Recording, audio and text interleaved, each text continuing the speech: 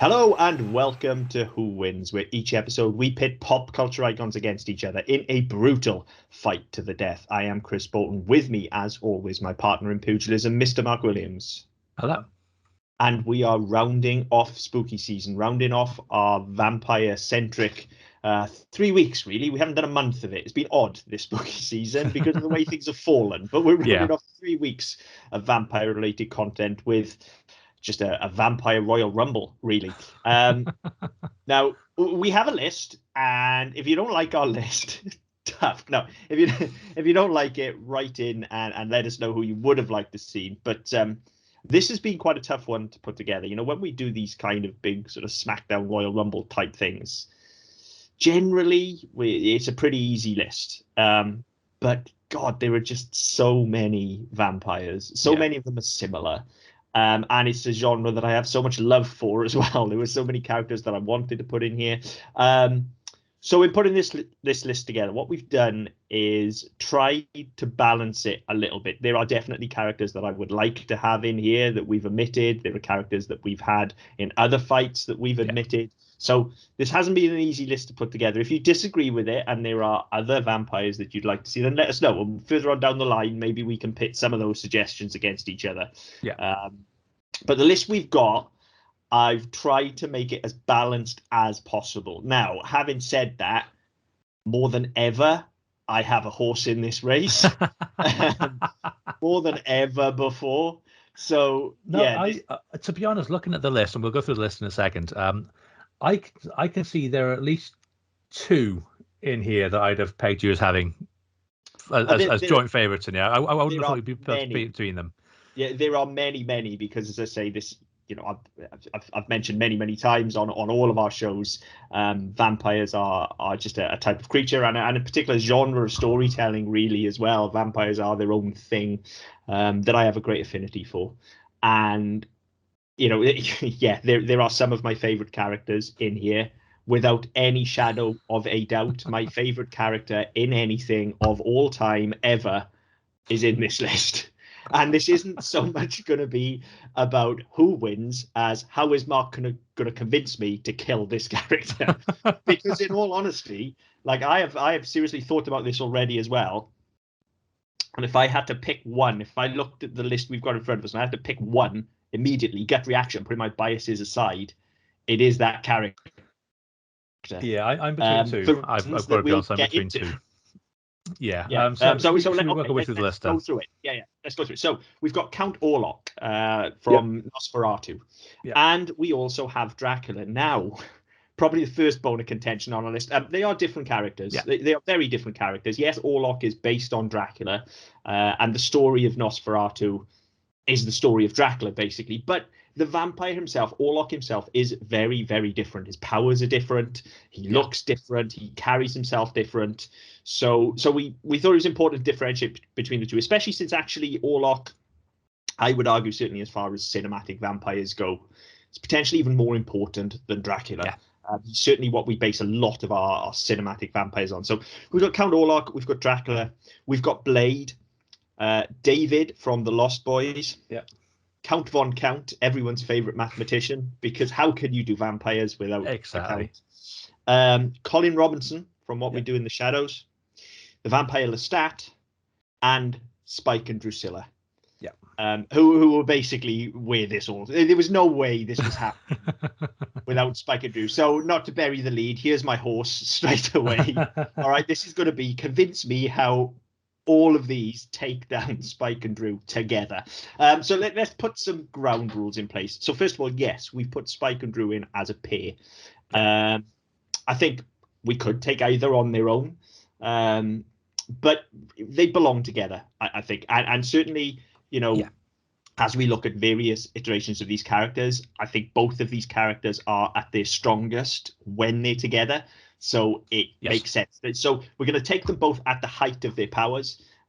So pre their first appearance in Buffy, really. Although both of them do reach full potential on their own halfway through. But anyway, we're taking them both at the full height of their powers. Lestat is one we need to work out. And by the way, this is literally us doing this on air. Like, we haven't discussed this list as usual. We've put this list together. We haven't discussed the ins and outs because we feel it's important for you to understand the rules of engagement here.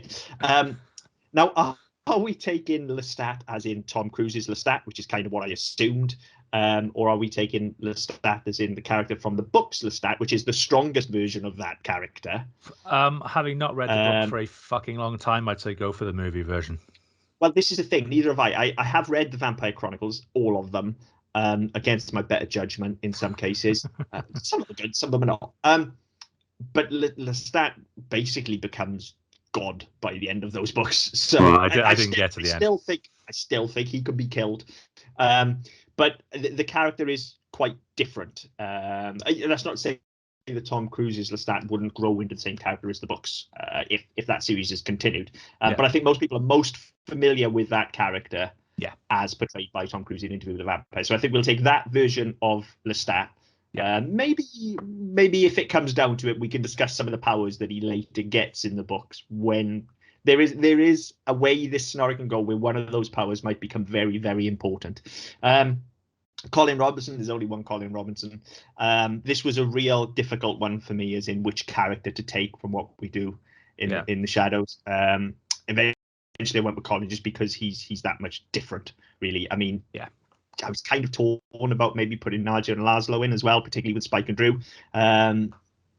But let's be honest, Spike and Drew would take him in seconds. So I thought Colin Robinson was a little bit more interesting. I think actually, we'll get into it when we go, but I think Colin Robinson's actually a good choice because, as you say, he's so different. And his skill set is so different that he offers something very different to this fight. Exactly. Whereas a lot of the rest of it are variations on a theme, whereas Colin is something entirely different. David is only one, the one and only. Blade, we'll take Wesley Snipes' iteration of Blade, because again, that's the most popular version of that character. He's fairly faithful anyway. Dracula. Now here's the one in it. Well, I think this is where we kind of have to do what we tend to do on the show, which is go for kind of an amalgam of what the character is over the iterations. Yeah, so I agree. I figure that's what we do. Where that becomes important is actually, I mean, and one of the first things we have to discuss, I think, the key difference between him and Warlock in that Dracula, as we now know him as a character, now has all of the class, and people mistakenly think that all of our classic vampire tropes are based on Dracula, okay? But actually, when you look at, I guess, what Universal and Hammer popularized as Dracula, they actually take a lot of what Warlock brought to the table. Things like dying when exposed to sunlight, be it you're burning up in sunlight. That's not in Dracula, as in Bram Stoker's Dracula, and that was nothing to do with vampires prior to Nosferatu. Sunlight just weakened them. It didn't actually kill them.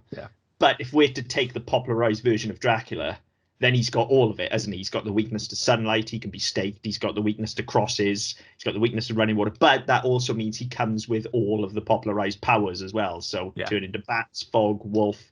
He looks young once he's drunk. So yeah, I think we have to take Dracula as the thing that he's become.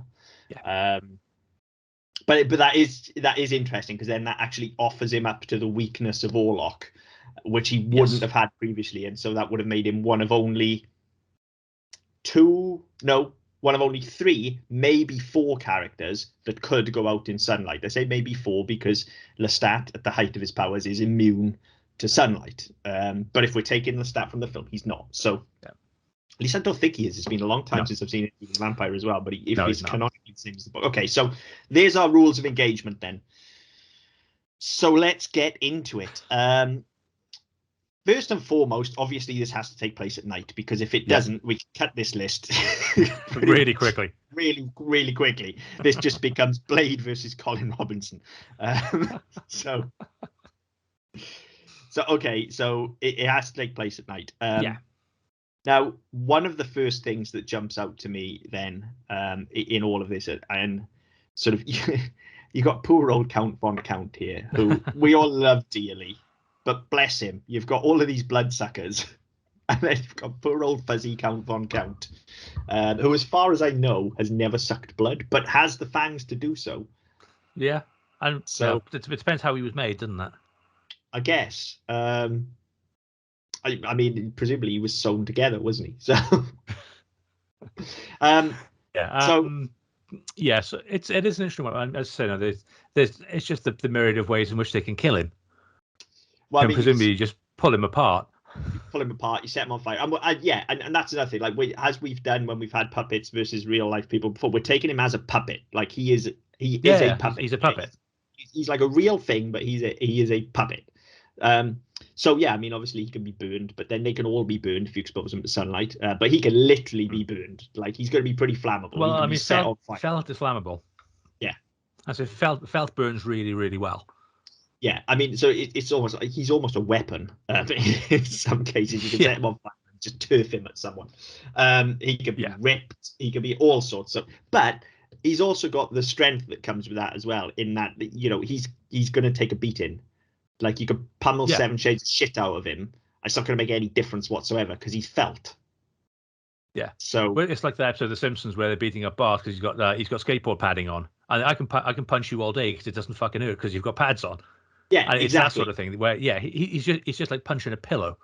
Yeah, exactly. So he's got some strengths, he's got some weaknesses. Lestat we briefly discussed already. So if we're taking him from Interview with a Vampire in terms of powers, and actually even in the books when he does get all his powers, what he actually does is just get pretty much the same powers as everyone else. It just takes him a lot longer to get there because, let's be fair, Anne Rice's vampires are shit. I'm sorry if you like them, but they're shit. All right, they're rubbish. So at the height of his powers, aside from being like immune to sunlight and stuff, he's super strong, superhero. And I think I may be misremembering this, but I think he can control fire when he gets really powerful as well. I think he has some sort of pyrokinesis, but by and large, it's just everything that you would normally associate with vampires. Right. So Blade obviously is able to go out in sunlight and is also highly trained in martial arts. And he doesn't have the kind of traditional vampiric weaknesses is the thing. So he's able to go out in sunlight. Crosses are not going to do anything. So he's quite a strong contender early doors. Yeah. Was there a thing with Silver with him? I can't remember. Yes, he is weak to Silver. Yes. Yeah. It's been so long since I've seen any of the Blade movies. Yeah. Probably because the second and third are blue, but I don't know. I don't so much mind Blade 2. Blade Trinity's a fucking abysmal movie, but I don't mind Blade 2 aside from the really bad CGI. It's got some of the worst CGI I've ever seen. It looks like Mortal Kombat atrocious towards the end of that film. I don't even think it was that good, to be honest. No, it's fucking terrible. Although Blade Trinity did give us the line cock juggling thunder cunt, so you've got to give it some credit for that. There is that to it. So Dracula's Dracula then. So all of the weaknesses. So silver, running water, sunlight, stake through the heart, crosses. But then as you say, also like super fast, super strong, charming as hell, able to mesmerize people. Yeah. So all of that. Warlock's a strange one. So weak to sunlight, can't be killed by a stake through the heart though. Does have to regenerate in his coffin. And unlike any of the others, is able to carry the plague. That's something that always struck me with Warlock. I'd travels with about rats that. and brings the plague with him. So, and that just kills people. I don't think it's going to do anything to anyone here. Well, no, because they're already dead. But he is able to command rats and carry the plague. So that's a little bit. Well, maybe you get the rats to rip Count Von Count apart and run off with the bits so you can't put them back together. He also has a weakness. And I could never quite work this out, but there's something that goes on in Nosferatu where, and I forget what the other characters are called now. I very much remember Warlock, but it's been years since I've seen Nosferatu. At least the original. I have the 70s one on DVD and I watch it quite often. But the names are different in that. They do actually go. That just basically is Dracula. No, I've only seen that once. That was a long time ago. But there's something weird about whatever their version of Mina is. I can't remember what she's called. But she has a psychic connection to Harker, and that enables him to withstand Warlock. Warlock's powerless against him because of the psychic connection. Because Mina I guess, like a premonition, and she senses that he's in trouble, and then Warlock can't do anything. So that's really weird. So he's got that seems kind of pointless, doesn't that? Susceptibility to whether he's susceptible to mind control or not, I don't know, but he's certainly unable to do anything. Who's that leave? Right, David. Look, I love Kiefer Sutherland and The Lost Boys. I love The Lost Boys as a movie, and David is iconic. I'm just gonna put it on Front Street right here and now, though. He's a shit vampire. He's fucking terrible.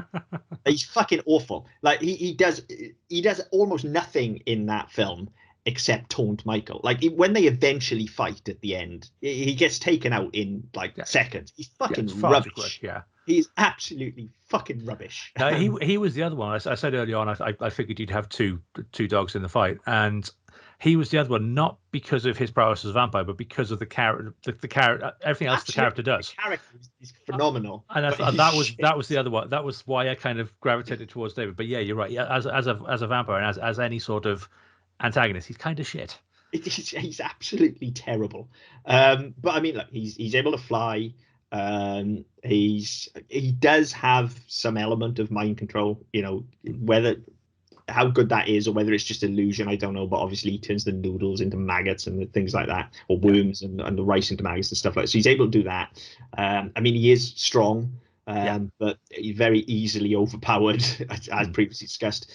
Weaknesses wise, so he's got sunlight, he's got staking. Garlic doesn't do anything in The Lost Boys, but Garlic does very little to any of these. I was going to say that's another one of those. It seems to have popped up in popular culture, but it's hard to trace where it's actually come from. Yeah, it doesn't. It just seems to be one of those things. Somebody going, well, we don't do the conventional things. We don't want to do no. Everyone knows stakes to the heart. Everyone knows sunlight. What else can we do? I know he doesn't like French food.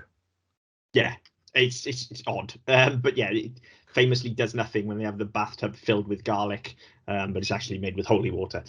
So yeah, garlic does nothing. Spike and Drew, all of you. I mean, the Buffy vampires are fairly traditional. So weaknesses wise, beheading, same as anybody else. Stake through the heart, sunlight, crosses. No garlic, no running water, none of that.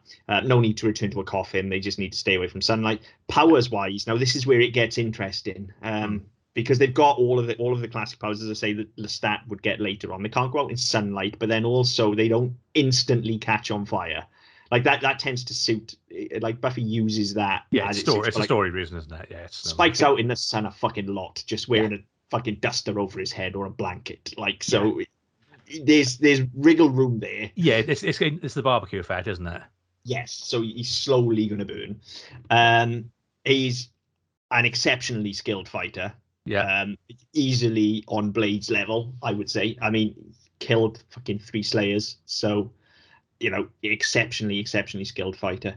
And then Drew, of course, is just chaos incarnate, and able to mind control. I was going to say mind control is a big thing. Which is a huge thing. Mad as a bag of frogs.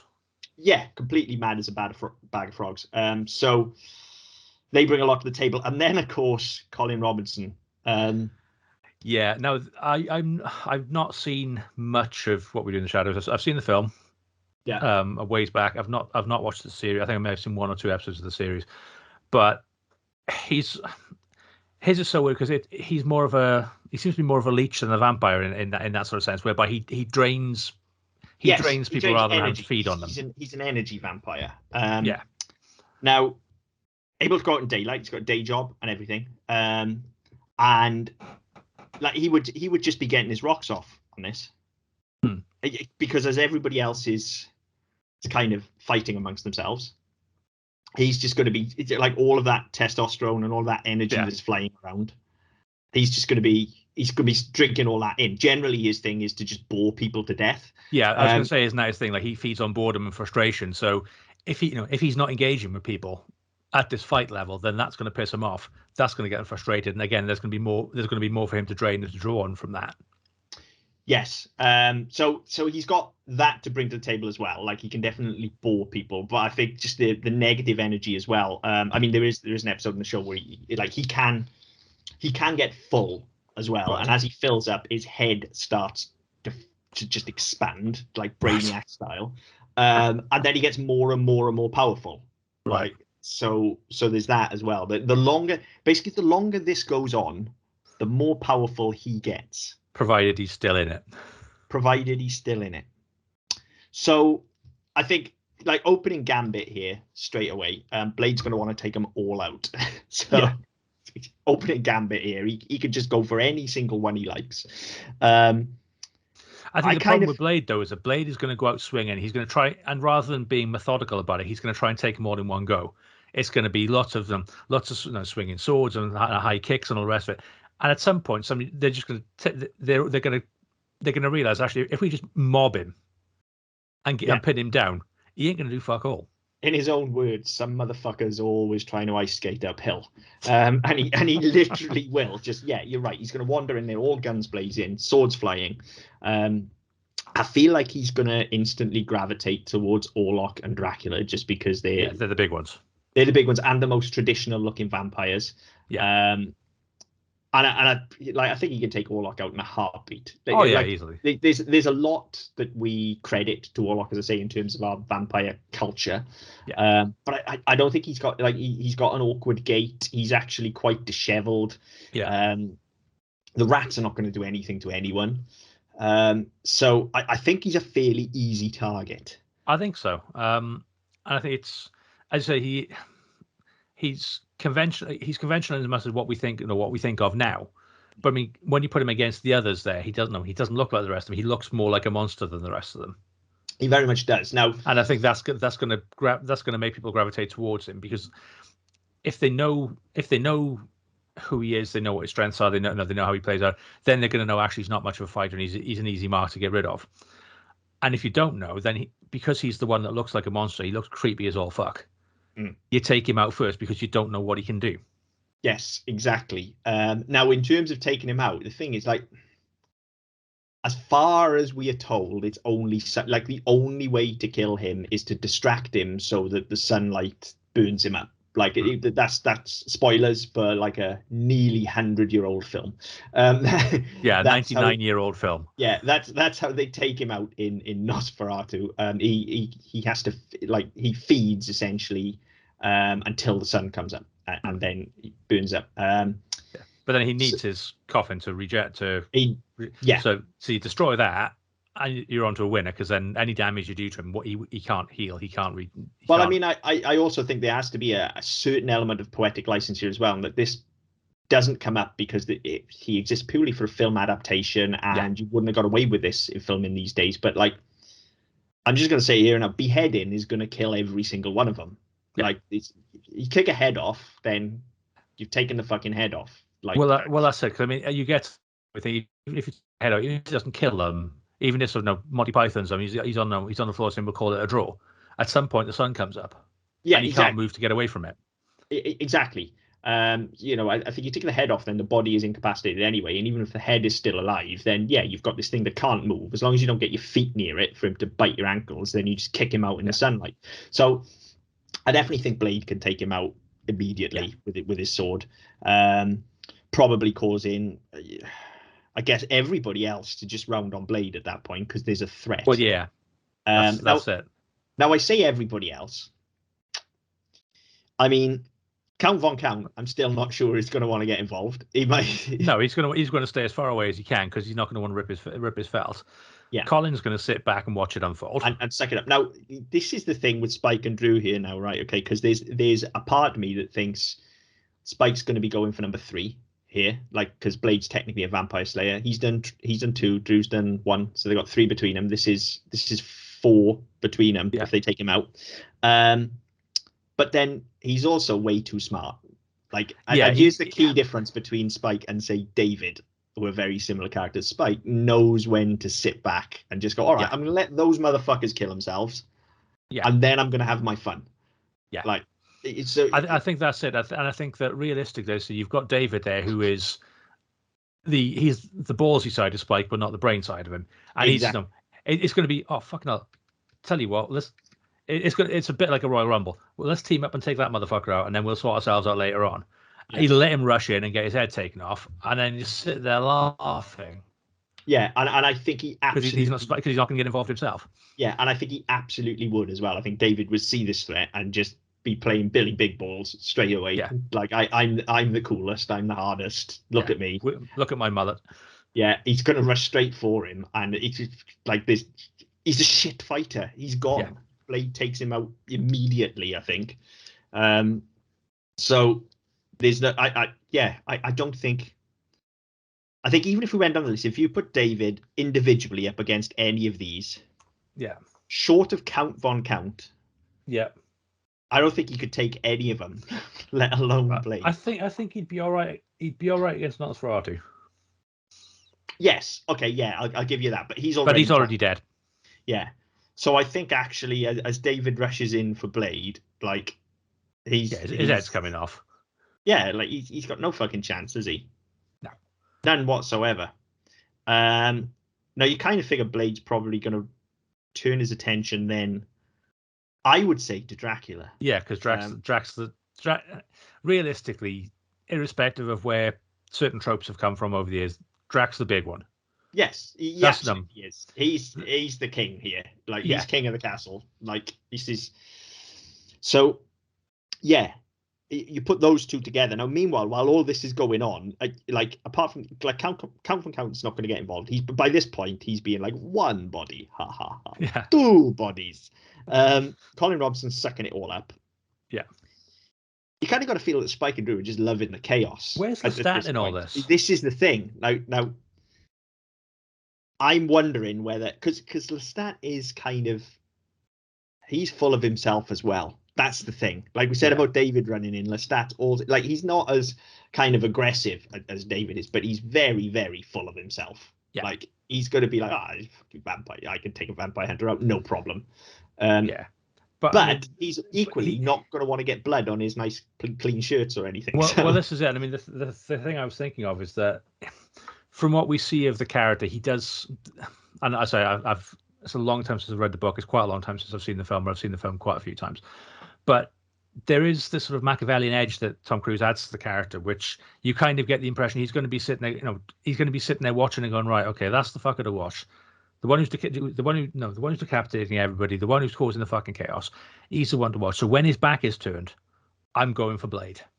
Yeah, he's going to want to make the kill because there's that. Yeah.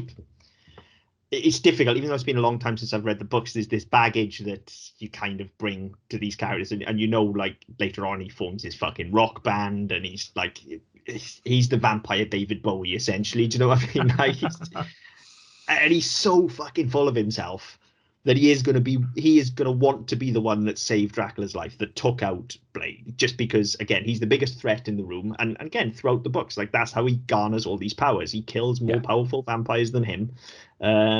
He's relatively lawful good as well, I would argue. Like he's, certainly compared to everybody else on the fucking list, like he doesn't run around just slaughtering people for fun.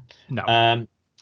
Now, having said all of this, the obvious I know this is supposed to be a fight, but the obvious thing here to me with Lestat and Spike and Drew is that Lestat is so full of himself and so full of his outside appearance, and actually, like in a different way, so Spike.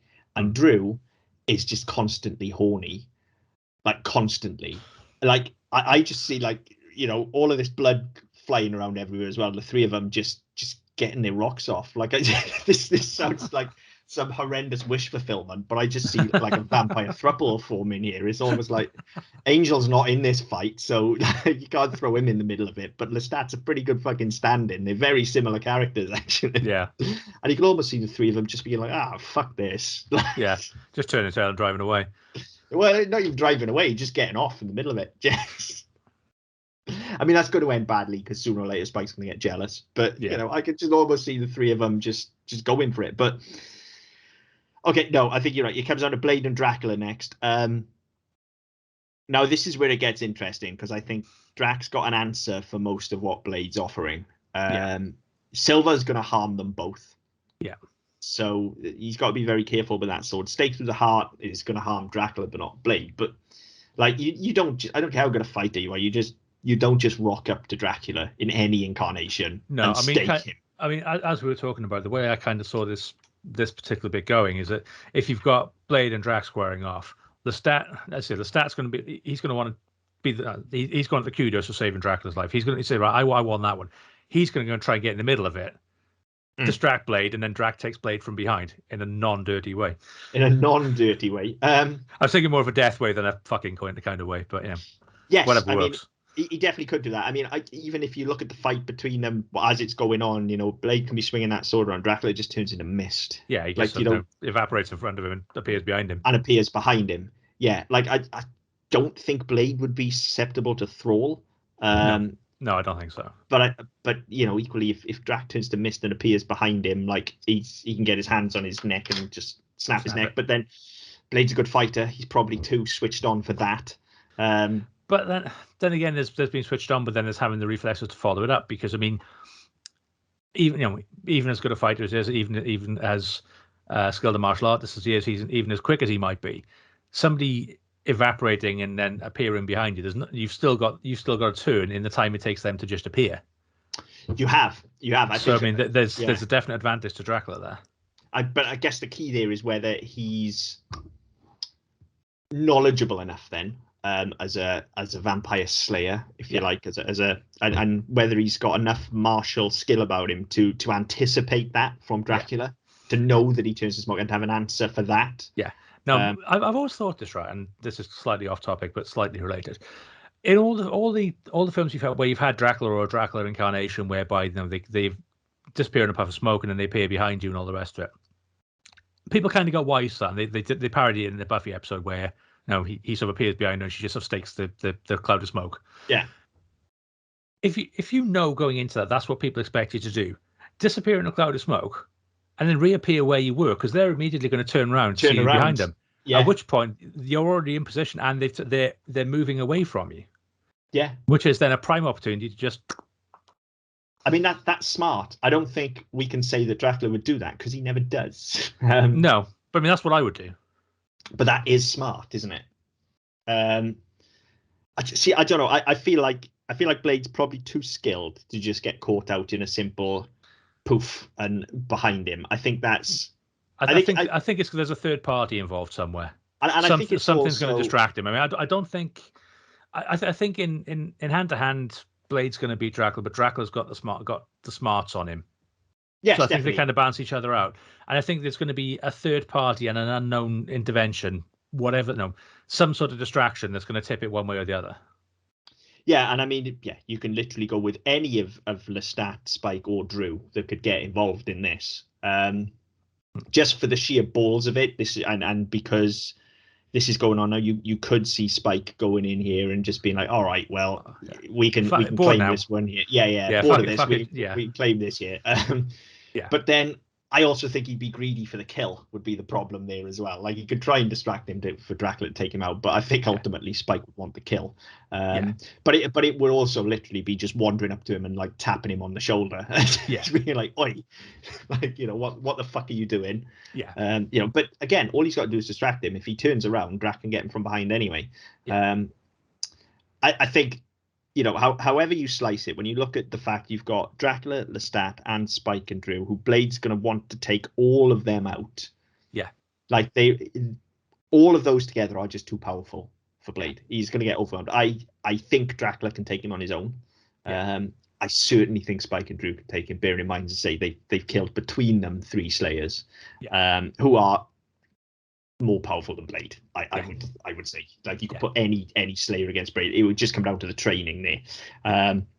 So I think Dracula can take Blade quite easily. I think whether it's snapping the neck or I mean, this is the interesting thing, isn't it? They can't use sunlight on him anyway, but none of them can use sunlight against each other. They can't use silver because they can't hold it. I mean, if somebody gets hold of Blade's sword, then they're onto a winner. I mean, silver wasn't a thing in Buffy, though, was it? That wasn't a thing with Silver's not a thing for Spike and Drew. No, absolutely not. They're safe from silver. I can't remember with Lestat. I don't think it is for them either. I don't think it's mentioned. I don't think so. No. I don't remember silver coming up. And I'm almost certain silver only weakens Dracula. It doesn't kill him. Well, I think that's the thing. Most things only weaken Dracula. It's, as I say, it's the various iterations have changed things slightly. But yeah, silver weakens him. Water weakens him. It's sunlight and a stake through the heart that kills him. Yes, exactly. The rest of it just kind of fucks him up a little bit. It's kind of like kryptonite. Yes, exactly. So I think Blade goes here. He can't go toe to toe with the level of vampire we've got here. That's the problem. He's got no answer for Dracula turning to smoke, or just for the sheer brute strength of Spike or Lestat, for that matter, if he really wanted to throw down, or for just the sheer butt fuck insanity of a Drusilla. Like, he wouldn't even know where to start. No. You know? So yeah, I think Blade goes there. Now, in the meantime, we've got Count Von Count over there and Colin Robinson, and you can almost see them as like dinner party guests. Just sitting there playing cards. But Colin would be getting off on that then, wouldn't he? Yeah. Like, oh, so you like counting things? Tell me about what system you use. Why do you count in this specific system? And have you ever thought about maybe using this system? And did you know where these cards originated from? And poor old Count is just going to be like, that's how there's a million and one ways to take Count down, but that's actually how I see him going. Like, Colin's just going to suck him dry, because let's be fair, the Count's got a lot of energy as well. He's very excited when he's counting and stuff, so there's a lot for Colin to drink up there. So you can just see him there just having a lovely grand old chat with the Count. Well, and that's the thing, and it's one of those as well, because like everybody else is fighting, there's physical stuff going on, there's altercations going on. He's not even going to see it coming. He's just going to be sitting there going, oh, I'll have a chat with this fella. He seems nice. He seems out of place as well. He doesn't know. I'm not interested in killing these things, and neither is he. We'll sit here and have a nice cup of tea and a chat. And in the meantime, he's just draining him. Yeah, he's going to drink him dry, which is going to increase his strength. So I think we can say that Colin takes out the Count. Yeah. So we've now got... How tiny you got to kill, let's be fair. Yeah. So now we've got Dracula, Colin Robinson, Lestat, and Spike and Drew. I could see Lestat and Spike having a fallout. Oh yeah, completely. I mean, again, you look at Lestat, and there are lots of similarities to John Jellison, the way he deals with people, especially women. Yeah. He's going to be all flirty. He's going to be thinking, right, I'm fucking in here. Yeah, and he is commonly picked as being bisexual as well. So I think he would try and get into try and get a throuple situation going on here. Which Spike isn't gonna. He doesn't play nice with others. No, Drew would be all over it, but then that would just piss Spike off even more. Yeah, and that would be feeding Colin as well, because all the extra drama, all of the rest sexual of it. energy and stuff. But I think the thing you find with Spike, and you do see it a few times, is that he let it go to a point, because again, it's that sort of strategic side to him where he's thinking, right, where's this going to go? How can I play this to my advantage? So he's going to let him get in there. So look, okay, yeah, fucking have a chat, go, and let Lestat get to that point where he's comfortable. Yeah, he's going to get his guard down. And then it's just whether it's ripping a head off or whether it's stabbing him through the heart or where it's going to be, he's never going to see it coming. No, and I don't think Spike, certainly in this iteration, is above stabbing him in the back.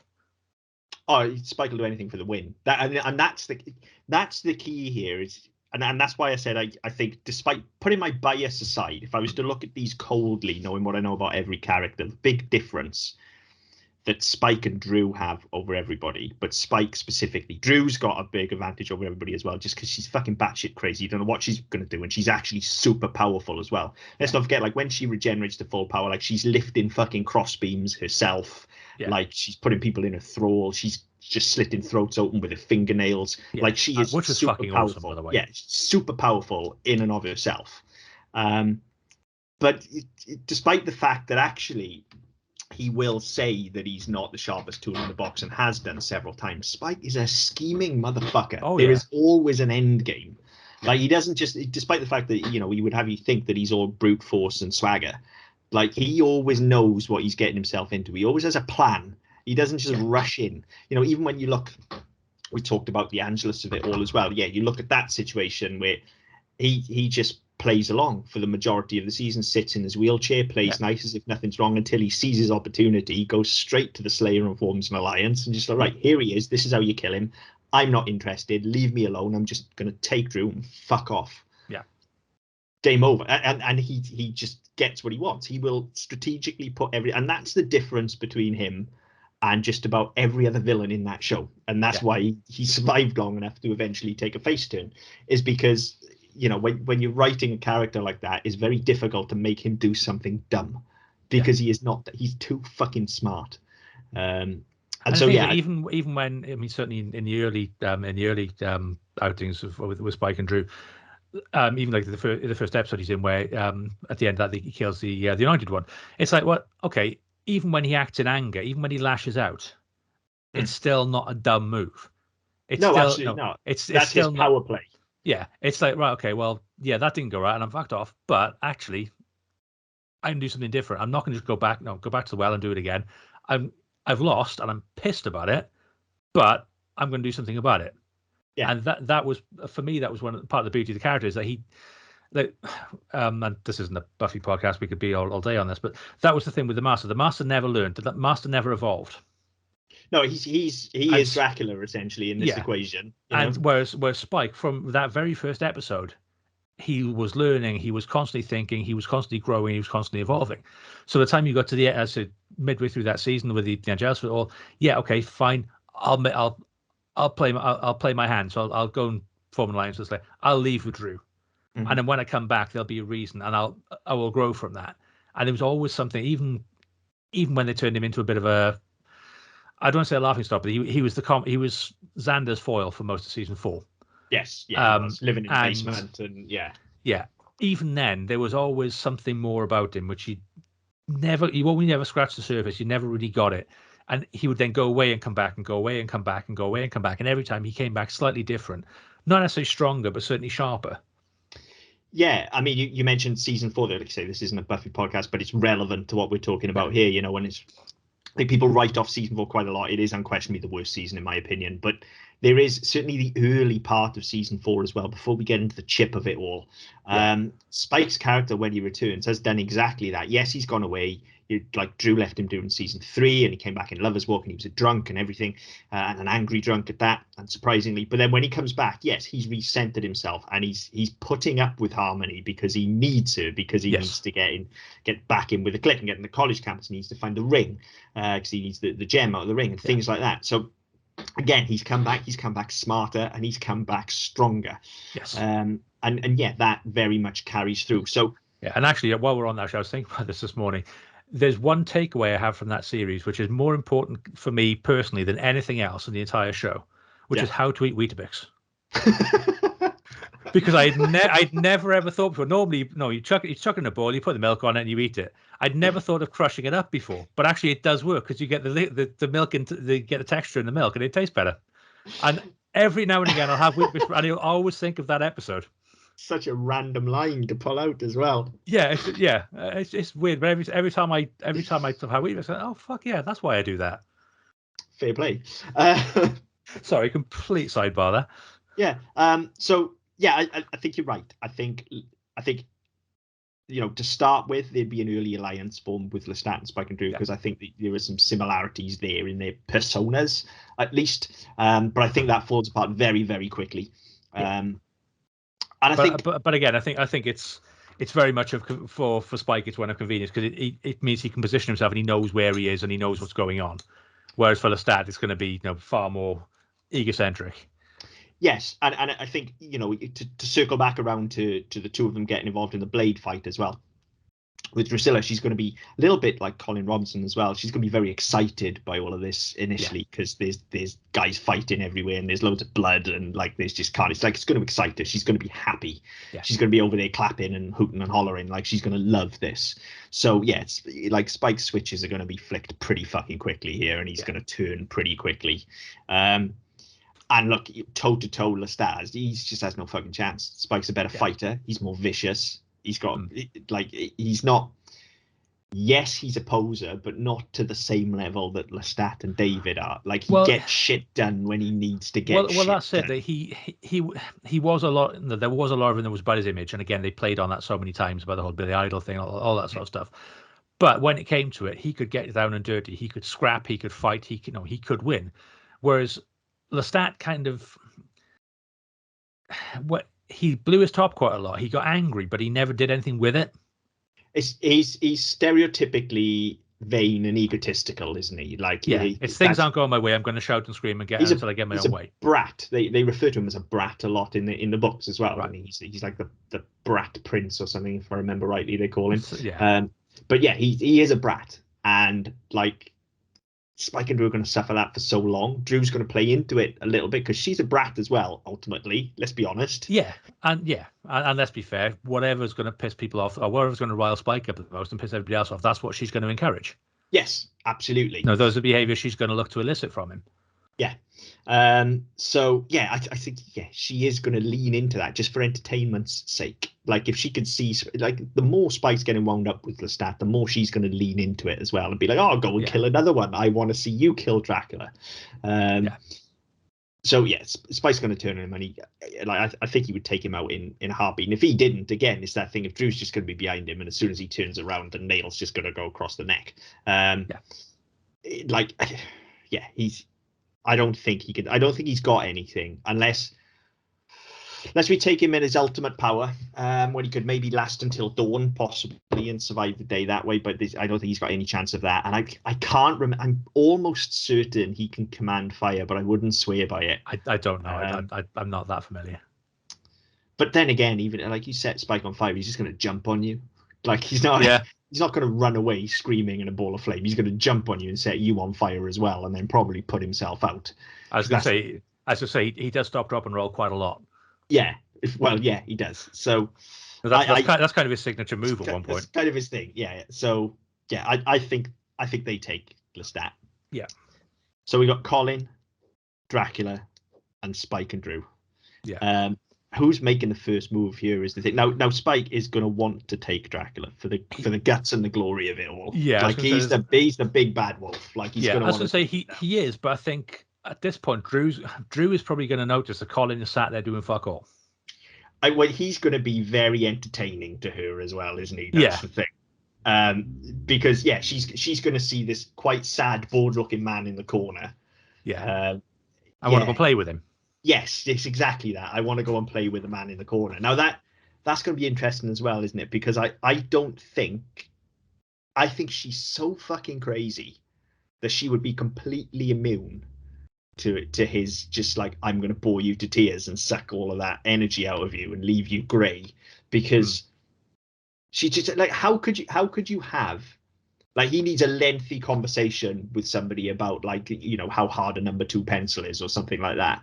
It is impossible to have that conversation with Drusilla. It's absolutely impossible. I mean, for me, she's kind of the forerunner to Doug from Up. Yeah, she is exactly that, because he'll start talking about pencils and she'd be like, "Oh, squirrel," and she's gone.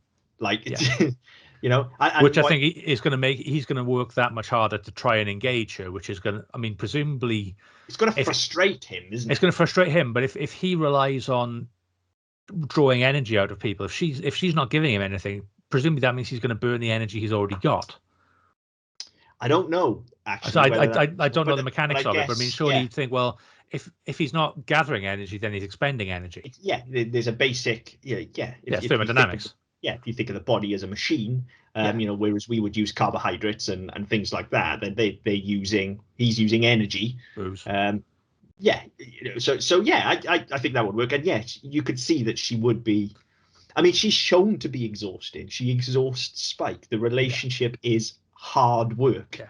And she would be, you know, while he's there trying to have a sensible conversation, and she's going to be telling him all the stars are singing to her tonight. And actually, you know, Missy, it's missing tea time, so we need to hurry up here. You know, and he's just going to be like, what the fuck is going on? What am I doing now? What? And he's just not going to get it. And I mean, when they brought Drew back for Angel, that's kind of what they lent into, is the fact that she wasn't fierce anymore. She was just fucking crazy. And actually, that made her far more dangerous because nobody could predict what she was doing. Nobody could engage with her, even Darla, who was supposed to be working with her. Yeah. It was just like, oh, right, it's you again. Great. Fuck. And that's the thing with Drusilla as well. Like, obviously, she's a character, certainly amongst the fan base as well, that everybody loves dearly. But I think she's often written off because, like, for the early part of her time in the show, of her tenure in the show, she was second fiddle to the whole Spike and Angelus thing, and she was she got to steal every scene she was in, but she wasn't seen to be doing much. But I think the thing is because she was weakened as well, and she was physically dependent. Apparently. Exactly. Yeah. That kind of made it, as if people wrote her off because the character was nuts. So you never thought she was a serious threat. Whereas Spike was all about the plans and all about the brutality and all the rest of it. She was just kind of a figure of fun, and it was. you could see it coming. You could see it's being set up in as much as, okay, well, yeah, she's nuts. So if she's nuts and at full strength, she's going to be really fucking difficult to deal with. She's fucking lethal. Like once she hits full strength, she is a serious threat, and that's something that people forget. Yes. Like she's going to be over there chatting away to Colin. Sooner or later, like she's going to get bored of him because he's not going to entertain her either because he's talking about absolute just garbage. He's been on fucking spreadsheets and chartered accounting and shit like that. Which she wouldn't even understand the basic concept. Like her mind just doesn't work that way. There's no way she could follow a logical train of thought like that.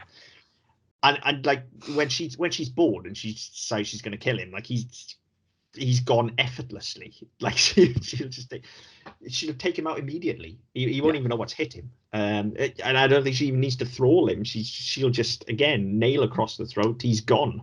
But this was the thing, is that when we're introduced to Drew, like, no, she's weakened because of the lynch mob wherever it was. I want to say hungry, but I might be wrong. So she's incredibly weakened. But when you see her back at even remotely full strength, even when she's been. There are the episodes where she's been beaten and she's not at full strength, not at full speed. She's still fucking quick and she's still crazy. So realistically, she's still going to be even. She doesn't need to throttle him. She could just very quickly snap his neck before he even realised she did up out of her chair. Yeah, and that's a move we've seen her do as well with very little effort. She literally does it with the flats of her hands when she does it. She can just pop a neck, no problem at all. So yeah, she could do that. She could literally pick him up. He's not big. She can pick him up with one hand and throw him out a window. She could there are a myriad of ways that she could kill him. There are presumably all sorts of fucking weapons lying over the ground. But nobody's pulled a stake yet, have they? No, the sword is lying around, but nobody's pulled a stake. But I mean, she can snap his neck. He's squishy at the end of the day. Yeah, is that kind of? I don't know. Is that kind of? An insult, though, you as a vampire killing another vampire with a stake, that's kind of kicking you in the balls, isn't that? So it's kicking a man when he's down. It kind of is. Yeah, I mean, and it's poor fight etiquette. That's what I'm trying to get to. And I think that's too logical for Drew to do as well. It's like, like the logical thing to do if your life was threatened and there was a gun on hand would be to shoot somebody, but her mind again doesn't work like that. It would be more about, I'll club him to death with this. Yeah, it's heavy. Yeah, like that's just how her mind works.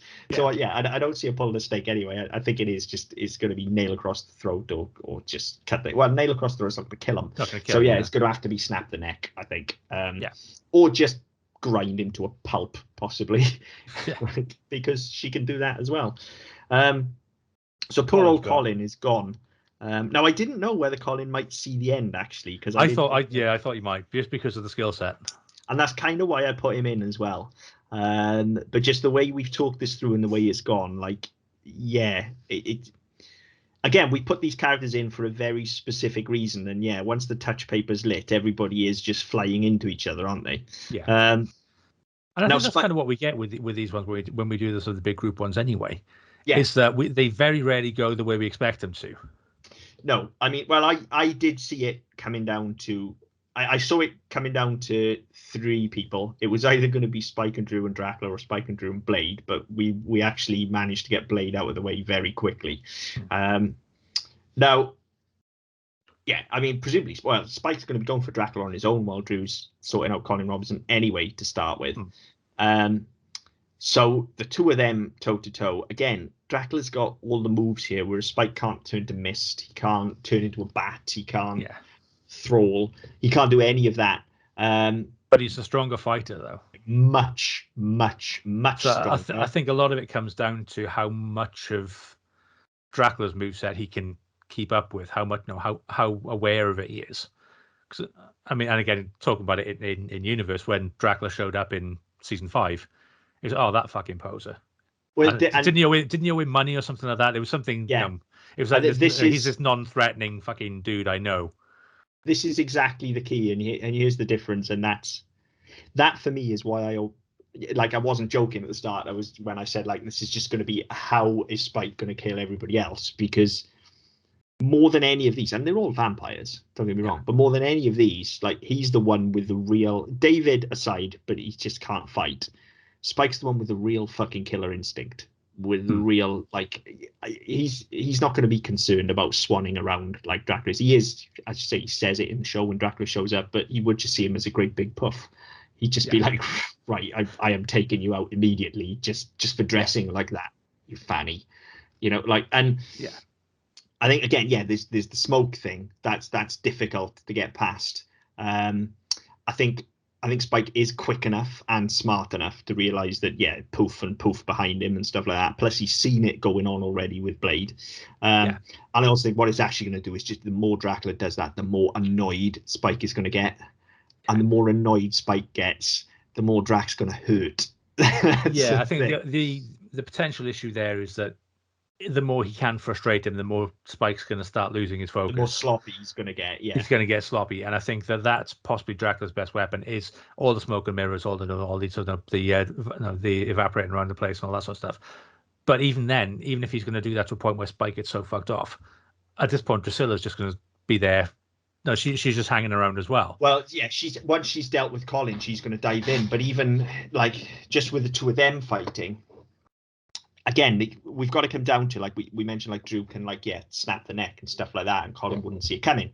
And we talked about Spike doing the same with Lestat. The key here is that even with all his moves, even with all the smoke and mirrors, Dracula's still got to kill Spike, which means he's either got to stake him, or he's got to take his head off. Now,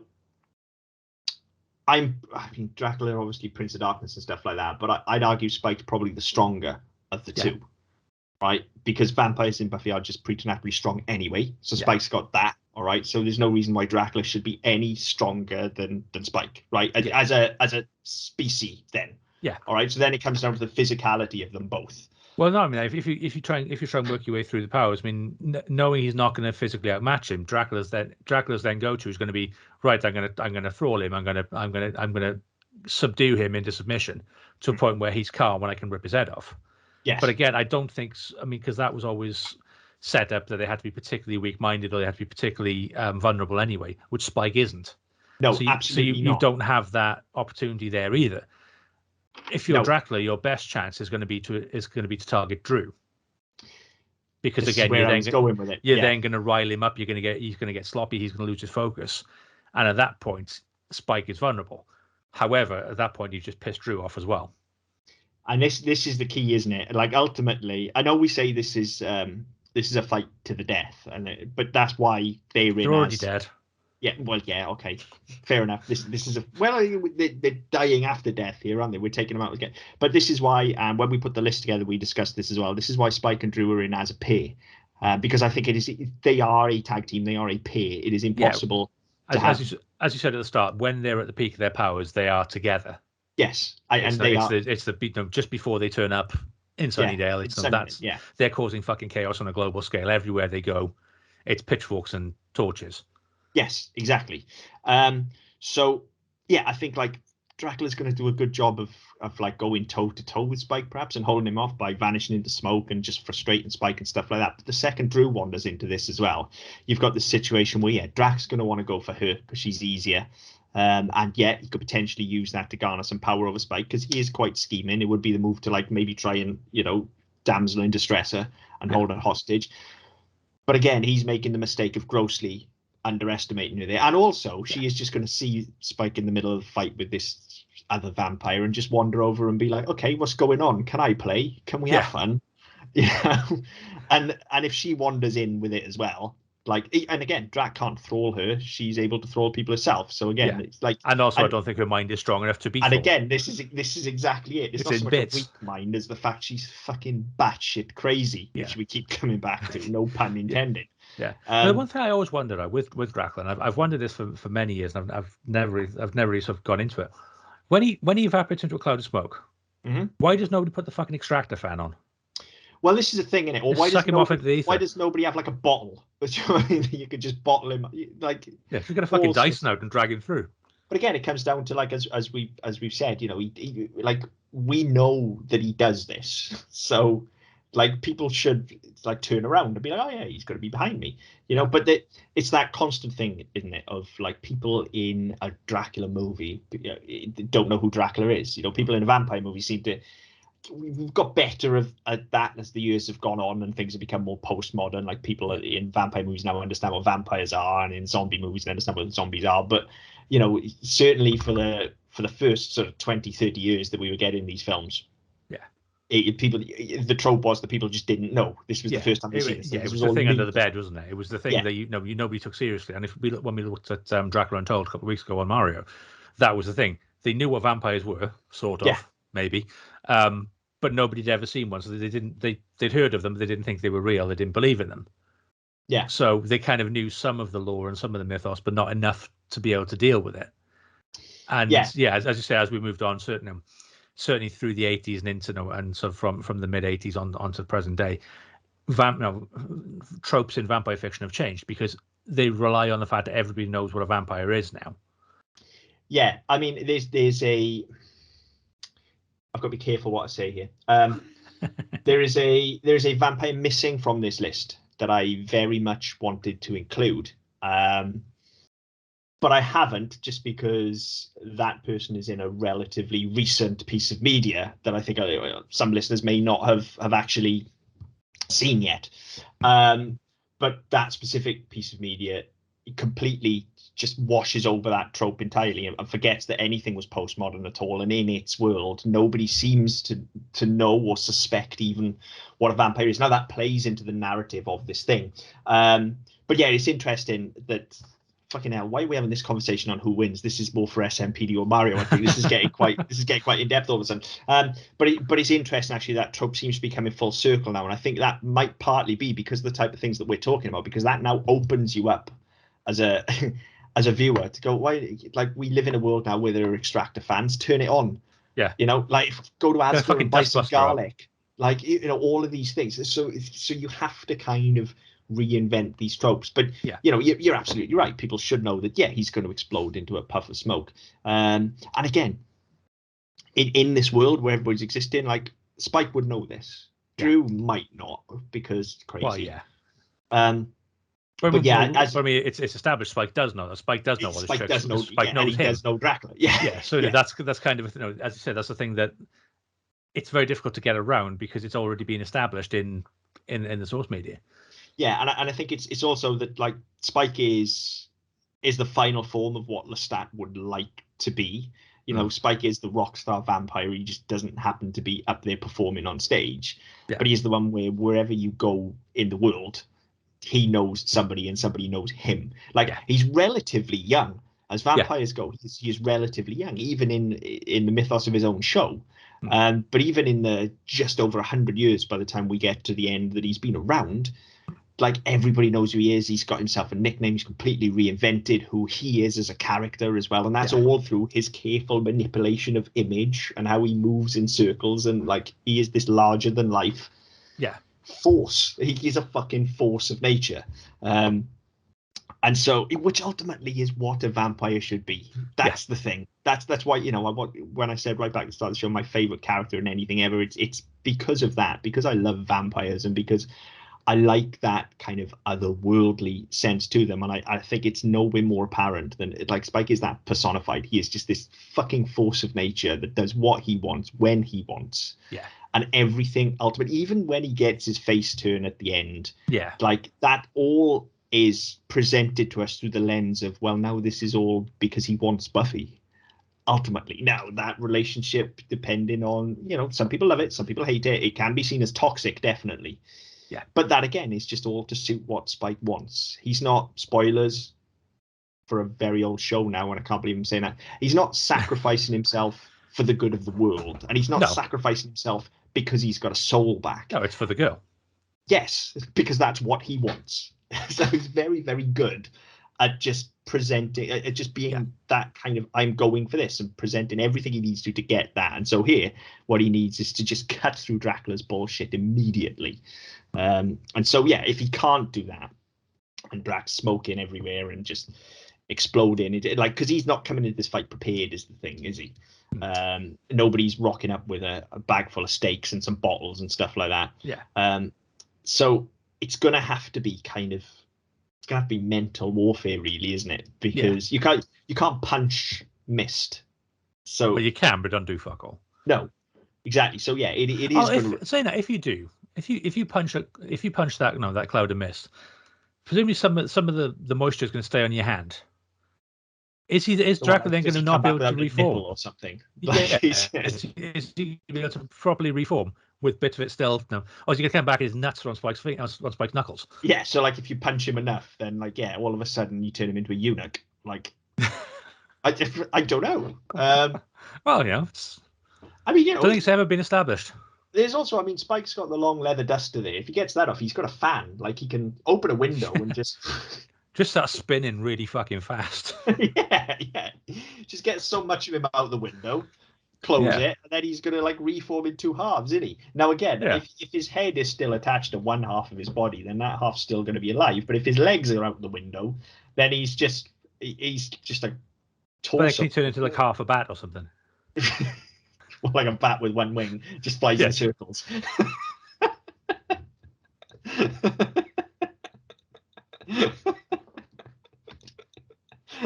Oh man!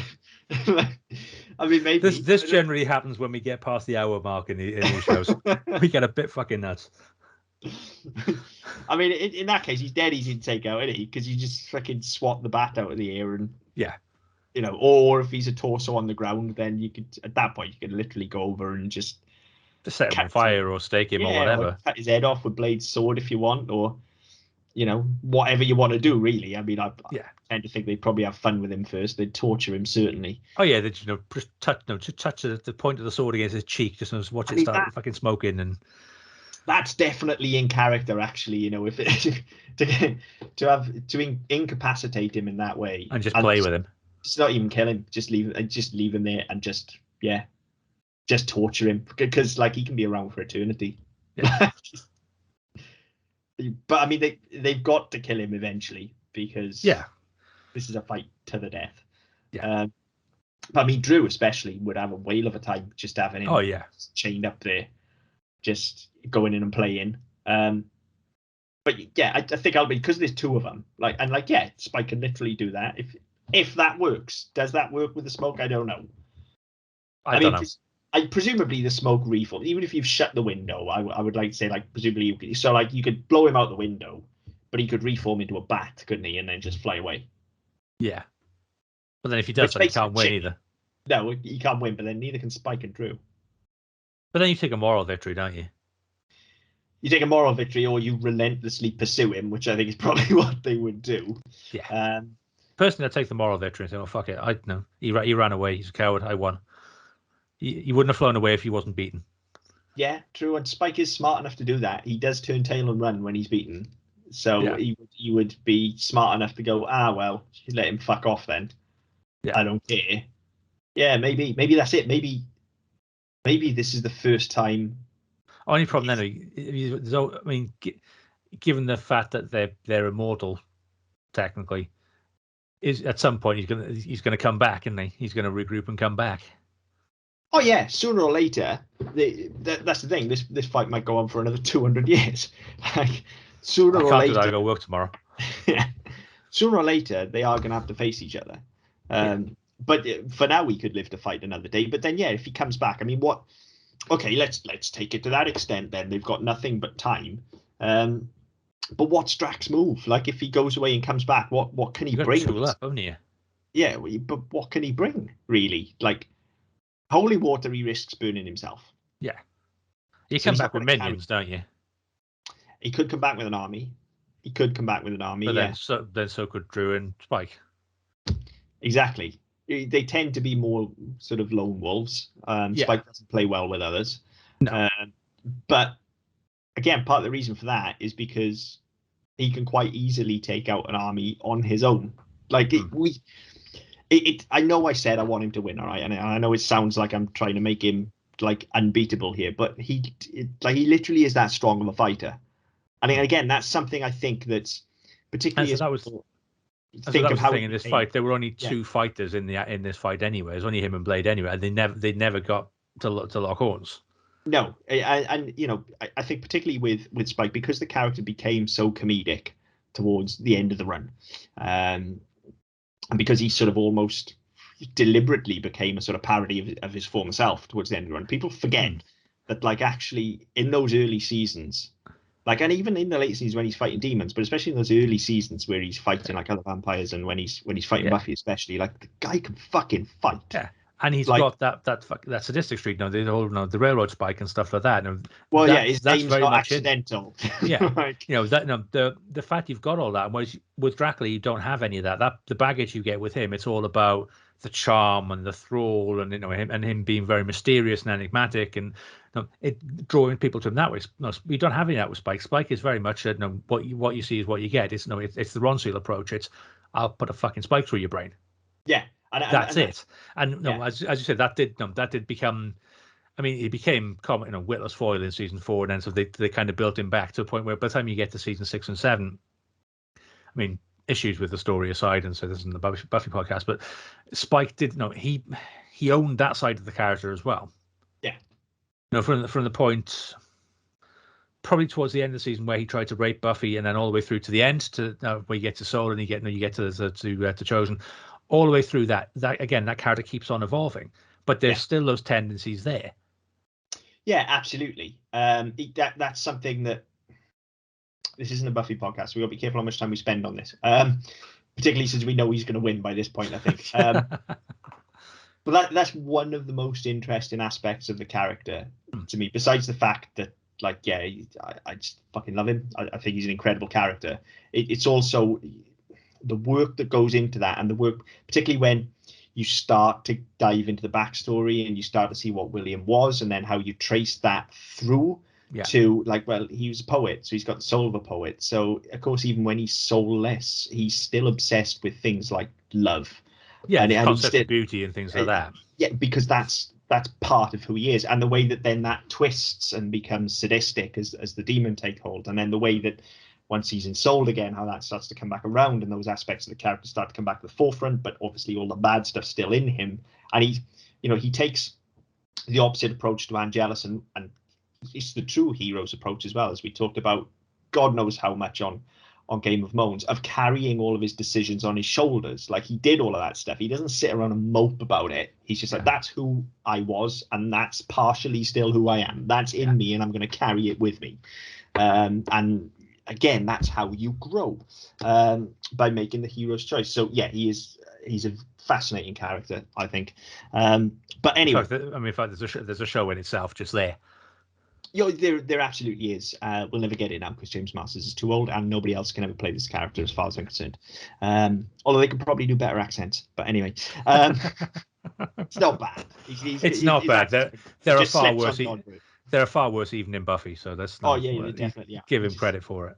Can't say puff, can he? Really? Well, Americans can't. That's the problem, isn't it? I think the problem is you generally find whenever it's used in any American show where they have British characters and they try to use the word puff, or they talk about fags as in cigarettes as opposed to it being a homophobic slur, American audiences shy away from it. They don't like it. They balk at it. So actors don't like doing it, and writers don't like including it. So when they do, it just sounds really unnatural because everyone's so uncomfortable doing it. Yeah.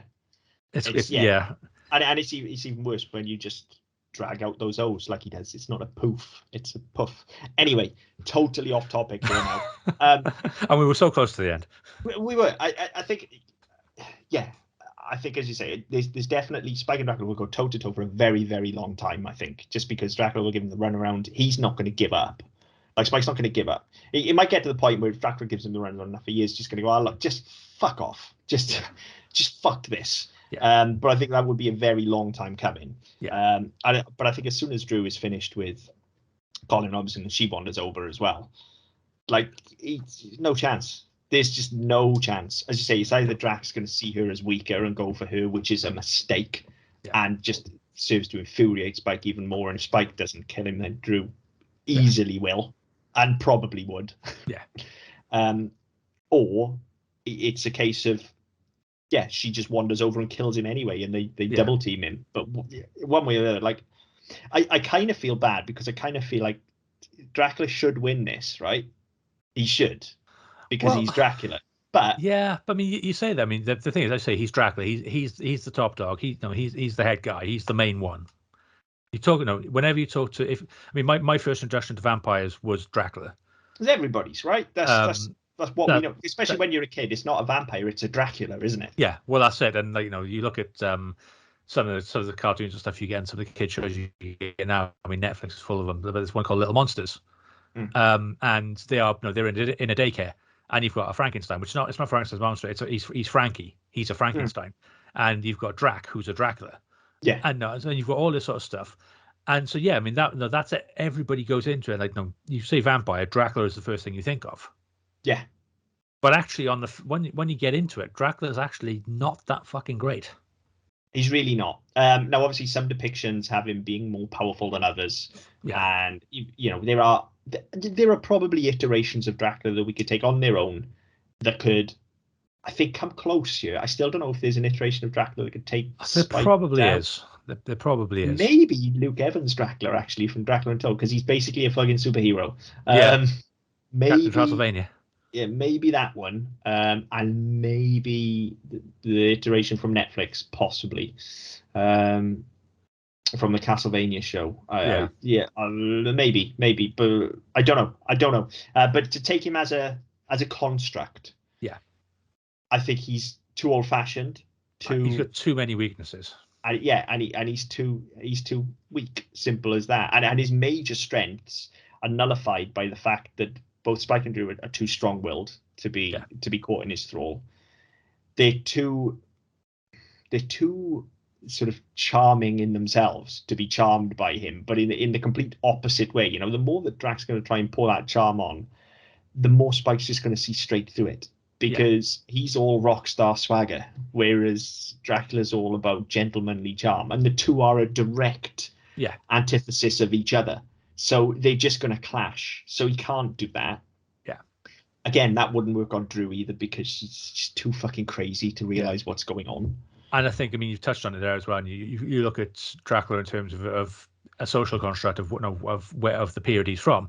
Again, he would completely look past Drusilla. He wouldn't even contemplate her as being a threat. No, absolutely despite not. Despite the fact in Dracula you have the brides and all the rest of it, he's not going to look at Drusilla as an equal or as any sort of adversary.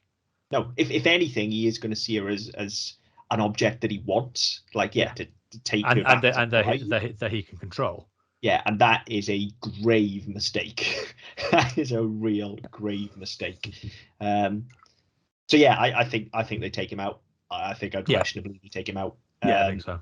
I think it might take a while, but I think they do. I think you're right. I think it's Drew again, though. I think Spike's going to keep him busy, but I think it is going to be Drew just wandering over and going, "I'm bored, let's go," and just fucking kill him. Just stick him through the chest. Yeah, just flat out kill him. So unsurprisingly, then for me, I genuinely, listeners, I do feel bad. We had to have them. We simply had to have them in this podcast. There was talk about, obviously, there are loads of vampires in Buffy that we could have included, or we could have included none of them. We've done Angel before, so that was my thinking when we put the list together. We say we don't plan. We talk about who we're putting in things, especially when you have these sort of ensemble ones. We talk about who's going in, who's going in the group. In terms of modern popular culture, Edward Cullen would have been the other one, but we did him and Angel last year, so there's no point in doing them again. No, and I think he lost that one, so he's dead anyway. That's the type of thing that we put these lists together, and you do get some sort of curveballs like Count Von Count, like Colin Robinson, but by and large, there are only so many. You can only put so many. There are fucking thousands of vampires we could have included. We could have still been here next Christmas. Yeah, so we had to whittle it down, and if you're not going to put Angel in, there's only we could have gone with the Master maybe, but again he's too similar to Warlock and Dracula. We could have gone with maybe some of the lesser ones. We could have gone with Mr. Trick or somebody like that, and maybe Mr. Trick would have been interesting, but then I don't know how many of you out there would have even followed that. Whereas so it had to be Spike and Drew. But from the second we put them on this list, I was just like putting my own personal bias aside. And this is somebody that used to bleach their hair. So I do have a huge personal bias here. I did spend a good 4 years of my life bleaching my hair like this, and I have the coat. But putting all of that aside, I was looking at this just simply thinking, how the fuck does anybody just take those two? I think that's kind of a testament to the way the characters were developed.